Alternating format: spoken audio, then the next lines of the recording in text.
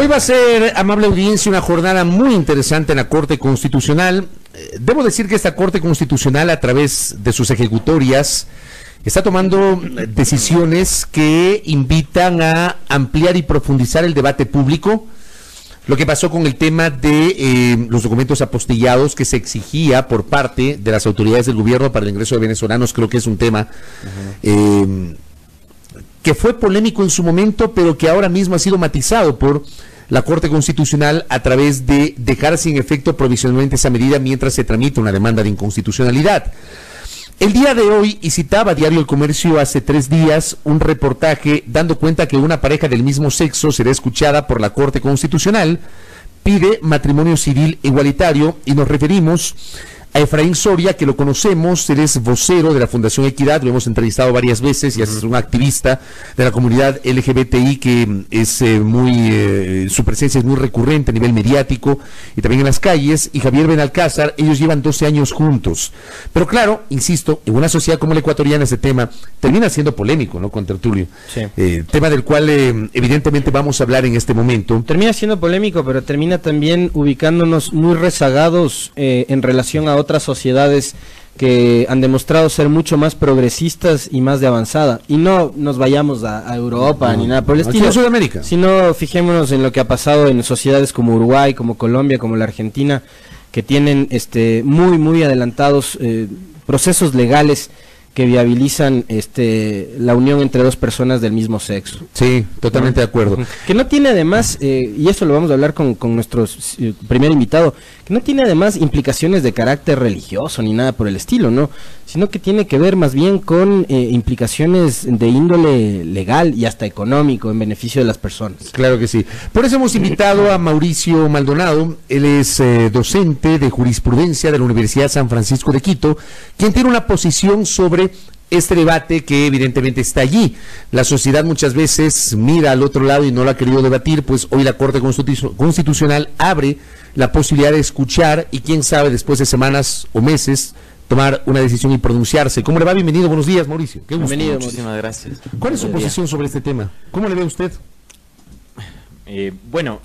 Digamos, mi posición personal al respecto, pero que de hecho coincide también con mi posición jurídica, es que hay herramientas y, digámoslo así, buenas razones para que se pueda reconocer el matrimonio igualitario en el Ecuador. De hecho, este es el debate que va a darse el día de hoy, porque resulta que nuestra Constitución tiene en el artículo 67 una cierta definición sobre el matrimonio, mientras que la opinión consultiva 24 de la Corte Interamericana de Derechos Humanos tiene una definición, en cambio, que no se limita a hablar del matrimonio en términos de la unión de hombre y mujer, sino que es amplia y que ampara también entonces al matrimonio igualitario. Justamente el proceso nació de una subida en consultas. Del artículo 428 de la Constitución habla de que los jueces pueden subir en consultas a realizar un proceso de constitucionalidad de una norma a la Corte Constitucional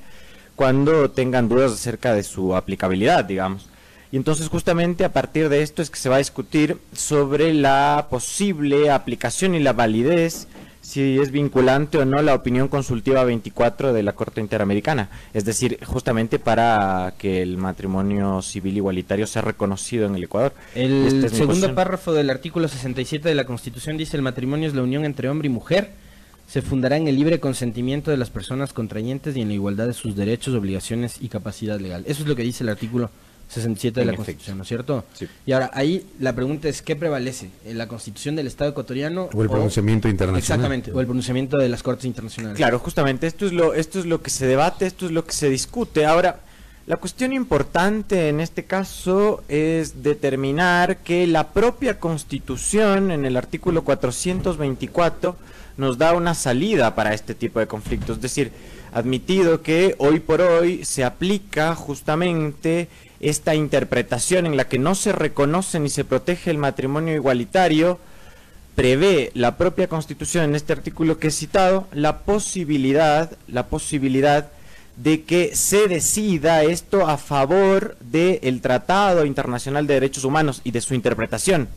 Naturalmente, porque el derecho convencional no se acaba en la Convención Americana, sino que incluye también las interpretaciones que hace su Corte, y que entonces, como digo, este artículo 424 de la Constitución permite resolverlo en pos o a favor del derecho que está reconocido por este Tratado Internacional de Derechos Humanos, incluso en detrimento de la Constitución, porque la Constitución en este artículo y también en el 11, número 5, dice que hay que decidir siempre en favor de la decisión que más favorezca la efectiva vigencia de los derechos fundamentales. En este caso se discute, si uno quiere, una prohibición y una permisión. Por un lado, vista cierta interpretación, la prohibición del matrimonio igualitario. Por otro lado, vista cierta interpretación, la permisión del matrimonio igualitario. Hay que decidir cuál de los dos es más favorable, prohibir el matrimonio igualitario o permitir el matrimonio igualitario. Para eso tenemos también herramientas que están en nuestra propia Constitución, el principio de igualdad y el principio de libertad. Por ejemplo, el principio de igualdad, que está consagrado en el artículo 11, número 2, y en el artículo 66, número 4, y el de libertad, particularmente el libre desarrollo de la personalidad, en el 66, número 5. Pero yo sí me pongo a pensar, a ver, corrígeme, usted es el experto. En la pirámide jurídica, la Constitución está por encima de los tratados internacionales. Bueno, es verdad, en el 425 se dice que la Constitución está por encima de los tratados, y sin embargo la propia Constitución en el 424 admite que podría aplicarse un tratado internacional y también sus interpretaciones. Que sea supraconstitucional. Que se aplique en ese caso en lugar de la Constitución siempre que proteja, los derechos sean más favorables. Pero ahí no hay una contradicción entre los dos artículos de la Constitución. Pero, no necesariamente, porque en realidad lo que sucede es que la Constitución está admitiendo la posibilidad de que exista un conflicto normativo, y eso debe resolver la Corte, que tiene capacidad de interpretación. Y entonces, claro, una cosa es identificar un conflicto normativo y otra cosa es identificar cuál es el criterio de solución del conflicto. ¿Qué es lo que va a pasar hoy? La propia Constitución dice cuál es el criterio. Doctor, ¿qué es lo que va a pasar hoy en la Corte Constitucional? ¿Puede haber una resolución o esto lo que hace es nuevamente abrir el debate para empezar a trabajarlo y quizás de esperar más adelante una resolución? Pero ¿qué es lo que va a pasar hoy en la Corte Constitucional? En principio, lo que ha sucedido es que el juez sustanciador de la causa ha llamado a una audiencia pública en donde se va a escuchar, el doctor Ávila justamente, en donde se va a escuchar las distintas posiciones en general de las personas que han presentado un amicus curiae sobre esta cuestión, a favor y en contra, ¿no?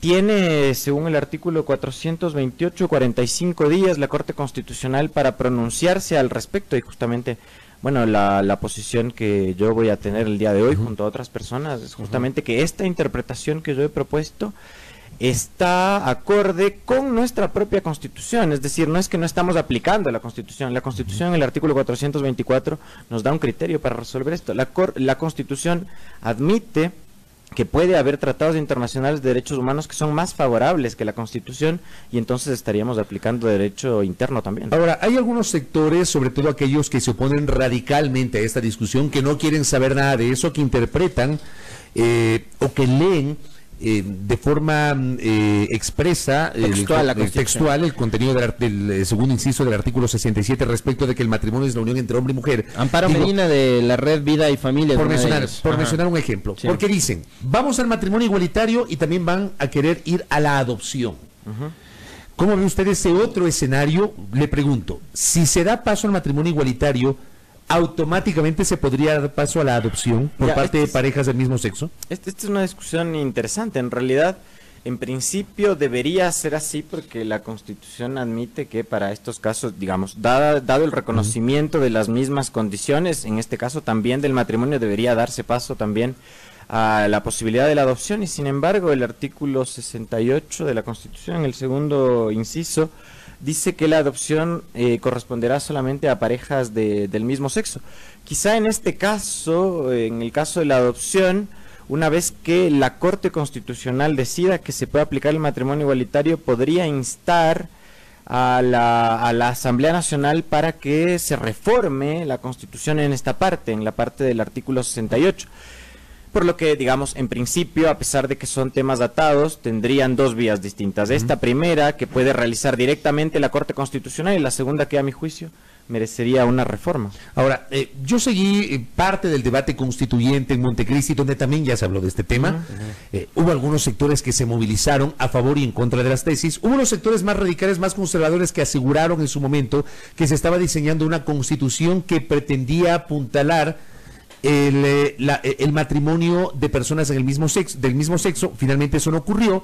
Contra la familia tradicional. Exacto, pero esos mismos sectores cuestionaron el contenido del artículo 68, que habla en cambio de la unión de hecho. Dice, la unión estable y monogámica entre dos personas libres de vínculo matrimonial que formen un hogar de hecho por el lapso y bajo las condiciones y circunstancias que señala la ley, generará los mismos derechos y obligaciones que tienen las familias constituidas mediante matrimonio. Yo le pregunto al especialista, ¿este texto del artículo 68 no era un paso adelante para reconocer los derechos de las parejas del mismo sexo? No llegar al matrimonio, pero sí dar paso a la unión de hecho reconocida legalmente. Sin duda, es un avance, no es poca cosa, en realidad no es algo que ocurra en todas las legislaciones latinoamericanas. Sí, por eso mi pregunta. Ya, y es bastante, digamos, y sin embargo, en realidad sigue siendo un hecho de que las parejas del mismo sexo, las parejas no heterosexuales, digámoslo así, en términos muy llanos, son tratados en este sentido como una especie de ciudadanos de segunda. Se trata, digámoslo así, de un castigo indirecto para las personas no heterosexuales, para las personas del colectivo LGBTI, en el sentido de que se les trata distinto no por algo que han hecho, sino por lo que son, algo que en un ordenamiento democrático y liberal no debería ser así. Y esta es la cuestión. Porque además hay un problema ahí de principio. Nuestro Estado, según el artículo 1 de la Constitución, es un Estado laico. Y un Estado laico conviven, por un lado, algo que llamamos libertad de religión y por otro lado, algo que llamamos libertad frente a la religión. La libertad de religión consiste básicamente en que la gente puede elegir libremente practicar o no una religión. Es una cuestión privada.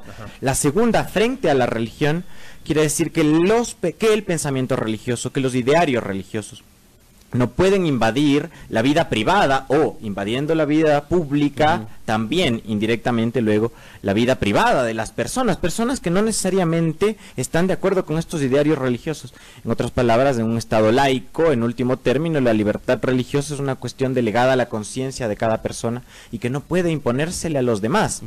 Y esta es la cuestión. Ahora, doctor, le planteo a propósito de la inquietud que le proponía hace un momento el contertulio con respecto a si esta posibilidad puede abrir la chance de que las personas del mismo sexo, en caso de que se apruebe el matrimonio igualitario, puedan adoptar. ¿Se podría hacer, digamos, alguna especie como, o sea, podría establecer alguna especie de impedimento para que eso ocurra, pero que sí puedan beneficiarse de otro tipo de, digamos, prerrogativas que da la unión libre? A ver, ¿o no? A ver, o tiene que ser amplitud de derechos. Exacto. A ver, en principio la unión de hecho reconoce los mismos derechos que el matrimonio. Aunque y no sea un contrato formal, ¿no? Sí, bueno, no lo es en el mismo sentido que es el matrimonio, digamos, que lo es el matrimonio. Pero claro, si la Corte Constitucional llegase a decir que en efecto el matrimonio igualitario será reconocido, entonces debería conceder los mismos derechos también a todas las personas LGBTI que deseen casarse, digamos. De tal manera que, como yo decía hace un momento, debería cambiarse el artículo 68 en el segundo inciso. Claro, este cambio me parece que no se puede hacer solamente mediante la labor de la Corte Constitucional, sino que seguramente deberá la Corte instar a la Asamblea Nacional a que se realice una reforma en este sentido. Pero se lo podría hacer por ahí una reforma parcial de la Constitución. Sí, para que se permita justamente la adopción. Porque claro, si reconoces exactamente los mismos derechos a las parejas del mismo sexo y a las parejas que son de distinto sexo, no hay razones en principio, digamos, razones de principio para que se mantenga la prohibición. Y ahora que está, digamos, en debate el tema este de la existencia o no del Consejo de Participación Ciudadana, hay un sector político que está proponiendo que para resolver eso los ecuatorianos vayamos a las urnas a decir si queremos o no que siga existiendo el Consejo. Alguien ayer en la Asamblea, un legislador me decía, la consulta es un mecanismo demasiado caro, $60 millones cuesta una consulta popular, como para plantearle a los ecuatorianos una sola pregunta. ¿Qué tal la propuesta de que el tema del matrimonio igualitario, así como el del aborto y otros asuntos de vital importancia, sean también sometidos a voluntad popular, que la mayoría decida? A ver, ¿podría ser una vía o no? A ver, yo tengo una cierta posición sobre la cuestión del Consejo de Participación Ciudadana, de hecho lo he escrito en un par de editoriales, pero sin entrar en el tema, volviendo a la cuestión del matrimonio igualitario, hay un problema, y matrimonio igualitario, aborto, etcétera, tienen que ver con cuestiones relativas a derechos. Claro, que la mayoría no puede decidir por la minoría. Claro, ese es lo que, por ejemplo, Norberto Bobbio llamaba derechos contra la mayoría, es decir, una vez reconocidos estos derechos en un Estado liberal, democrático, estos no pueden ser sometidos a la decisión de la mayoría. Obviamente, también aquí hay que poner esta cuestión en perspectiva. La historia en general de los derechos fundamentales y de las libertades, si uno quiere, tiene que ver con un proceso de expansión gradual, por decirlo de alguna manera, que ha pasado justamente el reconocimiento de ciertos, en principio, derechos o privilegios de una clase hacia otras clases, de los propietarios a los no propietarios, de los hombres a las mujeres, de los libres a los esclavos, de los heterosexuales a los homosexuales, justamente en un proceso, insisto, de emancipación gradual, aún hoy incompleto, de tal suerte que, en realidad, lo que está pasando en este caso es que estamos buscando reconocer estas diferencias que, en principio, como antes nos parecieron estas otras, parecen hoy una buena razón para realizar una discriminación. Les parecen algunos.